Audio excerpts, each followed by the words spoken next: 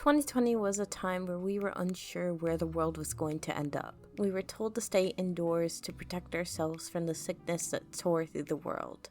In that time, we were unsure what to do with ourselves. Given that the last pandemic was more than a century ago, it was really strange for us as a society to stay in our houses and do basically nothing all day, or go to places that barricaded their front counters so they would make sure their employees didn't get sick. I remember going into the workforce at this time. This was the first time I had gotten a job, or I was very much attempting to.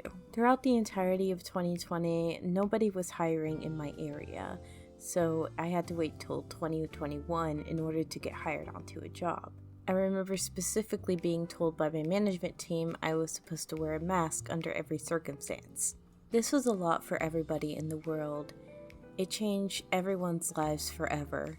But throughout that time, people found ways to keep themselves entertained, and one specific way was playing a little video game called Genshin Impact. Created by MiHoYo Lab, Genshin Impact is a free-to-play open-world action game with a very long winding story that keeps the player invested. A lot like other gacha games at the time, the game centers around a brother and sister that you can choose to play that gets casted to another world by an evil witch, and they have to find their way back home. Now let it be known, I am not going to focus at all on the story in this video. That's not the main point of the video, and the story is like decades long. So let's just move on. When you first start the game, you are given a collection of small default characters that you start out with, and you get used to them. Eventually you want to collect more characters, and this is where the gacha system comes in. Gacha is a word derivative of gachapon, a Japanese term used to refer to the little machines that you would find in different arcades. Basically, you put a few coins within the machine, you turn the lever, and a little toy pops out in a round container, usually clear. The term gacha comes from the hand cranky motion that you do to the machine, and pon refers to the little toy that's in the collection tray. Now, the fun thing about these little machines is you have a spanner of anything that you could get within the machine, and then you turn the lever and get one of those random toys. It's the same with Genshin Impact. With Genshin Impact, you get multiple different currencies, usually primo gems, and you go to a banner with all of the characters on it. Some are 4 stars, which is the second best in the game, and the 5 stars, which are considered the best in the game to get. You make a wish, and then you get a random character. There's no guarantee what character you're going to get, and it doesn't matter like how you get that currency. You are not guaranteed to get the character that you want. And this creates a gambling aspect within the game. Now, I did talk about this in the last video where I went over MiSide, so check that out if you're interested. Here, I'm going to do a deeper dive into the idea and what Genshin actually does to the player. It is not illegal by any means, it's the psychological effect I wanted to talk about, and the gambling aspect. Now, I gotta make a quick disclaimer. I don't hate Genshin Impact. I quite like it. I enjoy the gameplay for the most part. I don't like the grinding aspect. I like the characters. I like the character design. I like how it's kind of like that Legend of Zelda game. But I see a lot of harmfulness in it, and I wanted to talk about that real quick. So, one of the things that I believe Genshin can attribute to is a thing called a maladaptive coping mechanism. A lot of people who are into gambling and gamble at the casinos a lot, or drink or smoke, this is what they have, what is called a maladaptive coping mechanism, and that basically just means people who are destructive to themselves and others. So that is what a maladaptive coping mechanism is. On the flip side, a coping mechanism is something that you use to calm yourself down and to cope with the situation, but it's something healthier, like drinking tea, brushing your hair, brushing your teeth, playing a video game, drawing, all different types of stuff like that. So The way Genshin Impact can contribute to that is the gambling aspect of it. Genshin overall, from my studying of the game and researching and recording for this video, I've noticed how relaxing it is. Like, it's, you go, you do your dailies, you do like a casual gamer type of thing, but then there is the flip side of it. There's the addiction. Oh, I have to get these dailies done. So, in essence, what it does, what Genshin does, and what every video game on the planet does, is gives you a shot of dopamine. Dopamine is a very popular word nowadays. We hear it all the time on social media. We hear it. Dopamine is basically the chemical that plays a role in the reward center based on the clevelandclinic.org, which I will also link down below. All my sources will be linked down below. It plays a key part in many different functions of the human body, but also plays a part and is known as the feel-good hormone. It gives you a sense of pleasure. It gives you a sense of motivation. And when you're given rewards in video games, that can trigger your dopamine levels. Being on your phone can trigger your dopamine levels. If you see something like on social media, that could give you a shot of dopamine. Text messages can give you a shot of dopamine. Like stuff like that. So with how Genshin and other video games do it, whenever you complete a quest or you get a character, that can contribute to your dopamine. So, like I said earlier, there are several different ways to obtain a character in Genshin. You can do the easiest thing and buy an in-game currency on the page upwards to $100 and make a wish and see if you get a character. And even if you do put in that money, you're not guaranteed to get that character. Actually, a matter of fact, a lot of people have gone into debt trying to get the character. I searched through some message boards and I found an article on how a Singaporean father went into $20,000 in debt from Yahoo News. And he was eventually able to get that money back, but his daughter used his credit card to buy $20,000 worth of in-game currency to buy a character. Or at least try to get all of the characters. As a matter of fact, the FTC went after Genshin and MiHoYo Lab for their microtransactions and loot boxes. The FTC pointed out that they violated the COPPA Act, where they gathered data from children 13 and under. Them pointing out that the loot boxes and the way that they can purchase characters, quote unquote, deceives players because they're unsure how much money they have to spend to get that character. So there is like a genuine problem here, especially when the FTC gets involved. Now, to MiHoYo Lab's credit, they did agree to put a "How old are you?" screen at the beginning of the game and pay a $20 million fine, so at least they're willing to make changes. But that's just mostly for the kids, which is good, which is great. As adults, we have free will to download and install the game and buy what we want. We have our own money. We have our own choices. So, am I saying that we should get rid of the in-game currency and get rid of the gambling aspect? Not necessarily. It is our own choices to go and click the buy button and get in-game currency and wish on a character and hope you get that character. That is completely our choice as adults. So it's not as black and white as that.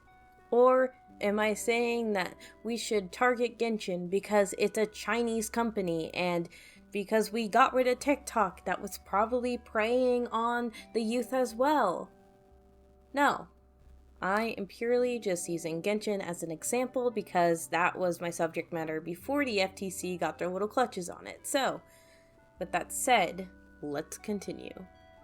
Now, there is another way to get characters without paying a dime, alright? You have to do your story missions. You can get Primo Gems just by getting stuff in your in-game inbox. You can do the daily missions that respond every single day. You can do story quests that will get you Primo Gems. You can test run characters and play those characters to get 20 Primo Gems. You can do all sorts of different things to get Primo Gems. It's just the amount of time to get enough Primogems. So let's break it down into math, okay? So I'm just going to consider the free-to-play method only. The battle pass and pay-to-play is going to be the easiest way to get characters, and we already know that can put us into debt, so we're not going to focus on that. We're going to focus strictly on the free-to-play. So there are two types of rewards that you get within the free-to-play. There's the reoccurring stuff that happens every so often to every day, which is the daily commissions, which you get 60 Primogems a day. Spiral Abyss, up to 600 Primogems per cycle, which is twice a month. Events varies, typically 400 to 1000 Primogems per event. Adventure Rake Rewards, which is a one-time reward. Achievements varies depending on how many achievements you unlock. Chest, explorations, and quests, one-time rewards depending on how much content is left.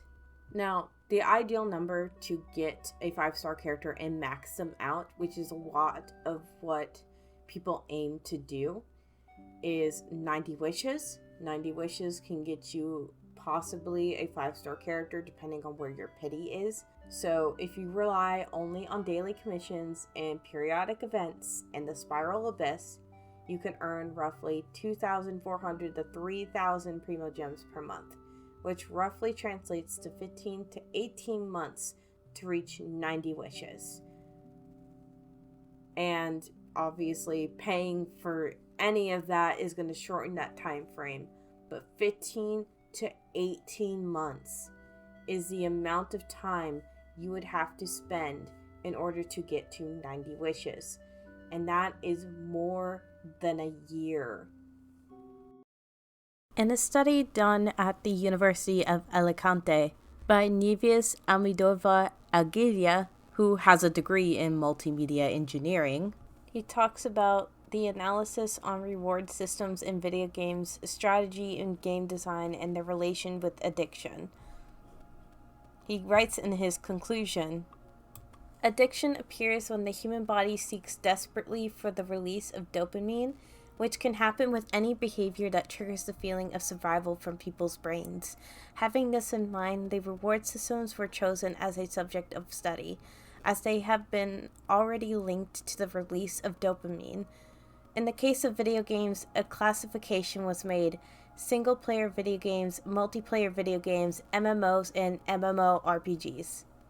For Genshin Impact, what stands out the most is the gacha mechanics. These were based in slot machines, already renowned source of addiction, with daily small tasks and participating in weekly events.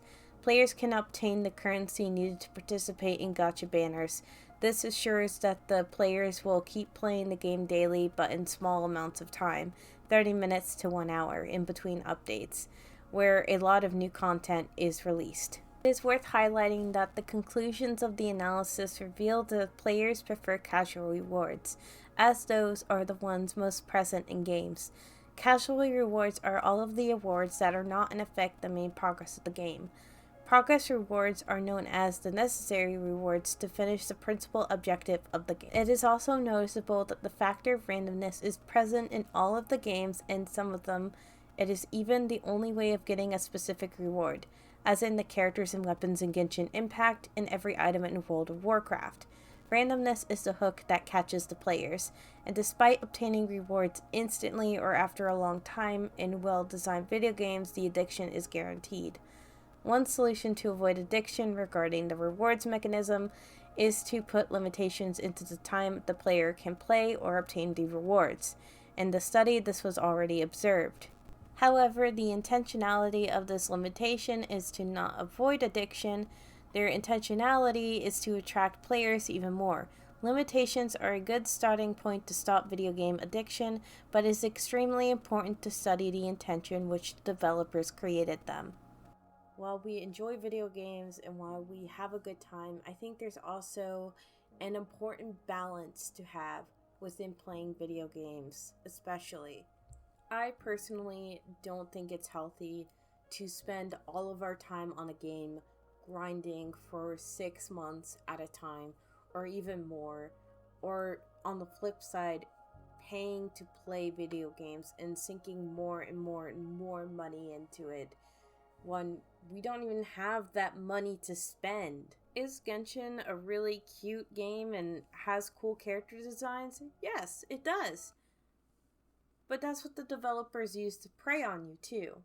And I think it's important to also recognize that they are preying on you. And it's not illegal for them to do it to adults or anything, but it's still, in a way, it's still scummy. And I don't particularly like that. You don't have to quit these games, okay? That's not what I'm saying.